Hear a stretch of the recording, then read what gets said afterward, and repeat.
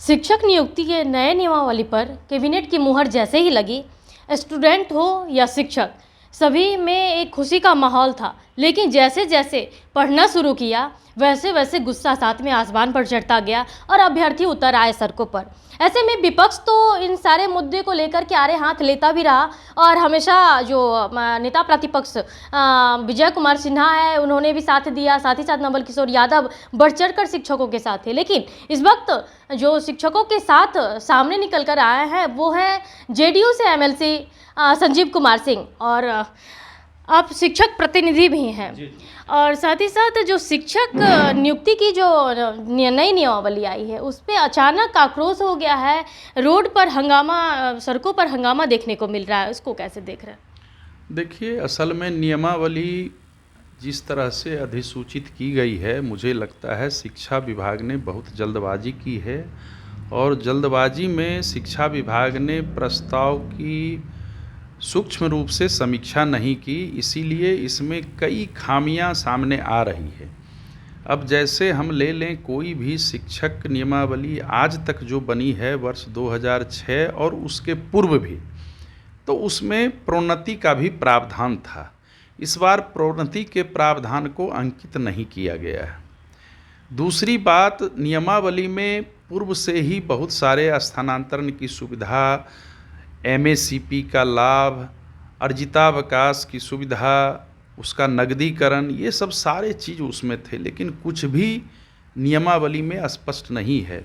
विभाग के जो पदाधिकारी हैं वो परसों तरसों से बात कर रहे हैं, तो वो तर्क दे रहे हैं इसका बाद में हम लोग निकालेंगे, ये करेंगे, वो करेंगे। लेकिन सबसे बड़ी दुखद बात है इस नियमावली में, जो वर्ष 2006 से वर्ष 2020 तक जो नियुक्त हुए और जो विभिन्न नियोजन इकाई द्वारा नियुक्त किए गए हैं, कार्यरत हैं, उनको भी उसी तराजू में तौला जा रहा है जिस तराजू में नए अभ्यर्थियों को तौला जा रहा है। नए अभ्यर्थियों में भी दो तरह की बात है। कई तरह की परीक्षा जो राज्य सरकार द्वारा आयोजित की गई थी शिक्षक पात्रता के लिए, उसमें वो उत्तीर्ण हो गए हैं, लेकिन उनको भी कहा जा रहा है जो कि राज्य संवर्ग का दर्जा मिलेगा, इसके लिए बीपीएससी या अन्य किसी आयोग के द्वारा परीक्षा ली जाएगी, दिया जाएगा। उनमें भी आक्रोश है। लेकिन मेरी आपत्ति है, जितने भी प्राथमिक, माध्यमिक, उच्च माध्यमिक और पुस्तकालय अध्यक्ष जो भी हैं सरकारी विद्यालयों में, जो वर्ष 2006 से नियुक्त वर्ष 2020 तक जिनकी नियुक्ति हुई है, उनको भी अलबत्ता आज कहा जा रहा है जो कि बीपीएससी की परीक्षा दे करके ही राज्य संवर्ग आप पा सकते हैं, अन्यथा जहां हैं आप वहीं रहेंगे। ये बहुत ही दुखद और चिंतनीय है। हमको लगता है इस पर विचार होना चाहिए। आखिर आप इन्हीं शिक्षकों के भरोसे सारा कार्य करवा रहे हैं। ये बहुत ही हम लोग सदन में कहते कहते थक गए हैं, आज तक लिपिकों की बहाली नहीं हुई है। शिक्षक ही लिपिक का भी काम करते हैं। गैर शैक्षणिक कार्य, सारे तरह के कार्य शिक्षकों से कराए जाते हैं। तो जो आज आपके शिक्षक हैं उनकी निष्ठा पर या परीक्षा पर भी सवाल उठाया जाता है, परीक्षा का सामना नहीं करते। मैं तो दावे के साथ कहता हूँ, इन्हीं शिक्षकों के बीच से लोग बीपीएससी के द्वारा आयोजित परीक्षा को भी निकाले हैं। हाल में ही उत्क्रमित उच्च माध्यमिक विद्यालय के प्रधानाध्यापक की नियुक्ति का मामला था। उसके बाद जितने भी डाइट संस्थान हैं उसमें भी कई शिक्षक गए हैं। विश्वविद्यालय, महाविद्यालय में हमारे भी परिचित उसमें से बहुत सारे हैं। तो ऐसी बात नहीं है। आप रिजल्ट देख लें मैट्रिक का और इंटर का, विगत 4-5 वर्षों में, क्या इसमें इन शिक्षकों का योगदान नहीं है? मेरा मानना यही है, इसका व्यवहारिक पक्ष नियमावली का भुला दिया गया है। क्या लगता है इसमें आपको, आप किसे दोषी मानते हैं, शिक्षा विभाग को या फिर इससे ऊपर के लोगों को? देखिए, शिक्षा विभाग ही प्रस्ताव बनाती है। मैंने तो शुरू में ही कहा, जल्दीबाजी में इन्होंने प्रस्ताव बना करके दिया है। अब जब सरकार के द्वारा जब कैबिनेट से निर्णय होता है तो कई ऐसे मामले आए हैं जिस पर पुनर्विचार कैबिनेट ने फिर किया है। हमको लगता है जो कि इसमें शिक्षक प्रतिनिधियों को बुला करके या संघ संगठन के नेतृत्वकर्ताओं को बुला करके बात कर लिया जाता तो इतना विरोधाभास नहीं होता। ये नहीं किया गया और इसी का कारण है जो कि अधिकांश सभी संघ संगठन आज आक्रोशित हैं, आज सड़क पर हैं। और मुझे लगता है कि शिक्षा विभाग का तो सबसे संवेदनहीन मामला ये है कि वेतन तक आज तक चुस्त दुरुस्त शिक्षा विभाग नहीं कर सकी। शिक्षकों को समय पर वेतन नहीं मिलता है। अभी आप देख लें, नया वित्तीय वर्ष शुरू हुआ है, रमजान पाक का पर्व चल रहा है और अभी तक वेतन का कहीं ठिकाना नहीं है। और वेतन अगर जिला भेज भी दिया गया है पहले से, तो उस राशि की निकासी करके जिला शिक्षा पदाधिकारी या जिला स्थापना पदाधिकारी अपने खाते में रख लिए हैं। जब तक शिक्षक के खाते में वेतन नहीं जाएगा तब तक हम वेतन भुगतान को कैसे माने। और यहाँ से पत्र दर पत्र निकलता है, लेकिन पदाधिकारियों पर कोई कार्रवाई, किसी भी तरह की कार्रवाई नहीं रहता है। एरियर में भी उगाही की जाती है। इसको भी अगर विभाग ठीक कर दे, सरकार इसके लिए भी अगर एक कठोर दंड दे, कठोर दंड का नियम बनावे, जो कि ऐसा इस तरह की बात अगर पाई जाएगी तो संबंधित पदाधिकारियों पर कार्रवाई होगी। कुछ भी नहीं, व्यावहारिक पक्ष में विभाग कहीं भी नहीं, बस सिर्फ पत्र उनको निकालना है, लेकिन इम्प्लीमेंट उनको नहीं करवाना है। वो हम लोग हैं जो कि सदन में शोर शराबा करते हैं, प्रश्न उठाते हैं, तब जाकर के कहीं विभाग के पदाधिकारियों की कुंभकर्णी निद्रा टूटती है और कहीं ना कहीं कुछ होता है। अभी थोड़ी देर पहले आपने कहा था कि सदन में बार बार हम लोग कहते हैं, लेकिन उन बातों को दरकिनार कर दिया जाता है।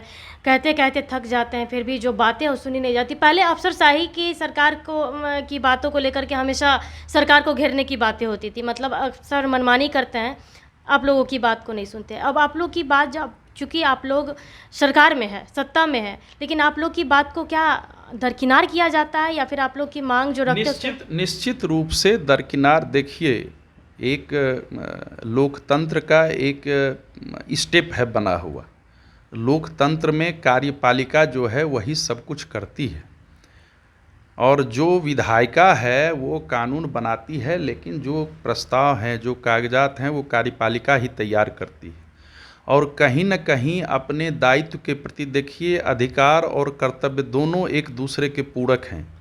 अधिकारी अपने कर्तव्य को नहीं समझते हैं, अपने अधिकार को सिर्फ समझते हैं। मैं आपके चैनल्स के माध्यम से यही कहना चाहता हूँ, अधिकारी अपने कर्तव्य को भी समझे। जहाँ अधिकार है वहाँ कर्तव्य भी है, ये नहीं समझा जाता है। इसीलिए ये नियमावली में भी जो प्रश्न खड़ा हो रहा है, इसी के कारण हो रहा है। वेतन समय से नहीं मिल पा रहा है, इसी के कारण हो रहा है। लिपिक की नियुक्ति नहीं हो पा रही है, इन्हीं कार्यपालिका के कारण नहीं हो रहा है। कभी भी आप बता दीजिए निर्बाध रूप से नियोजन आज तक नहीं हुआ है। और जिस तरह की नियमावली बनी है, मुझे नहीं विश्वास है, व्यक्तिगत मुझे नहीं विश्वास है जो कि जल्द नियुक्ति हो सकेगी। तो जो अभ्यर्थी हैं हताश, परेशान है, साथ ही साथ जो नियोजित शिक्षक है वो भी परेशान है। तो क्या वो इसी तरह से सड़क पर आंदोलन करते रहेंगे? नहीं, कोई तो सरकार निश्चित रूप से संज्ञान लेगी। अभी तो संघ संगठन का नेतृत्व, बहुत सारे नेतृत्वकर्ता हमसे बात भी कर रहे हैं और सबों से बात कर रहे हैं। सभी इस मामले में एक चीज़ हमको ज़रूर लगता है, आप लोगों से भी आग्रह है, जो इस मुद्दे को जानते तक नहीं हैं वो भी आज साथ दे रहे हैं शिक्षकों का। ये बहुत ही ये लगता है, ये राजनीति, अगर इस चीज़ में राजनीति होगी तो फिर दिशा भटक जाएगा। मैं शिक्षकों से भी आग्रह करूंगा, आपके लिए जो लड़ते हैं, चाहे किसी भी दल के हों, उनके लिए आप ठीक हैं, लेकिन जो आज तक आपके लिए नहीं बोले हैं और आज अच्छी अच्छी बातें बोल रहे हैं, तो ये तो अवसरवादिता हुई, ये तो संघर्ष को भटकाने की बात हुई।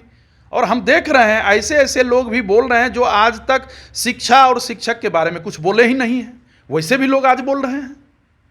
आगे की आपकी जो रणनीति होगी वो क्या होगी? इन शिक्षकों से बात करेंगे, संघ संगठन से भी बात करेंगे, सरकार से भी बात करेंगे, और सबसे बात करने के बाद हमको विश्वास है, हमें विश्वास है, जो कि इसमें कुछ न कुछ इसका हल और बीच का रास्ता इसका निकलेगा। बशर्ते मैं हर वक्त कहता हूं, जो कि संघ संगठन बड़ा होता है, मैं शिक्षक प्रतिनिधि हूं, मैं एक माध्यम जरूर बन सकता हूं, लेकिन संघ संगठन का नेतृत्व चाहे उच्च माध्यमिक का हो, माध्यमिक का हो और प्राथमिक का हो, जितने भी संघ संगठन हैं वो लोग अपने अपने स्तर से सभी इसकी समीक्षा भी कर रहे हैं, निर्णय भी ले रहे हैं और संवैधानिक रूप से लड़ाई लड़ने का मन भी बना रहे हैं। निश्चित रूप से सरकार कुछ न कुछ संज्ञान लेगी और नियमावली में संशोधन होगा।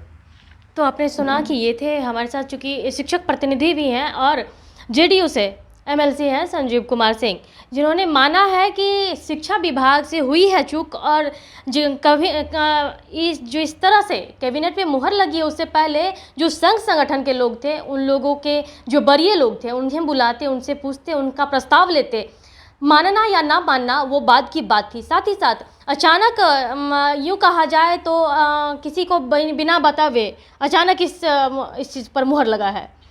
तो ऐसे में जो हम खुद सरकार में है, लेकिन एक चीज़ इन्होंने में ये माना है कि लगातार आवाज़ को उठाते रहते, सदन में भी कहते कहते थक जाते हैं, लेकिन इनकी बातों को नहीं सुना जाता है। तो कहीं ना कहीं एक तरह से कही जाए कि माननीय की भी बात को भी दरकिनार किया जाता है। साथ ही साथ इन्होंने यह भी माना है कि जिस तरह की जो नियमावली निकली है उसमें तुरंत तो नियुक्ति नहीं होने वाली है, लेकिन बात करेंगे तो बीच का कुछ ना कुछ फलाफल निकलकर जरूर सामने आएगा। फिलहाल के लिए इतना ही रहे पैच। फिलहाल के लिए इतना ही, बने रहे कशिश सिंह के साथ। पटना से अंकिता सिंह की रिपोर्ट।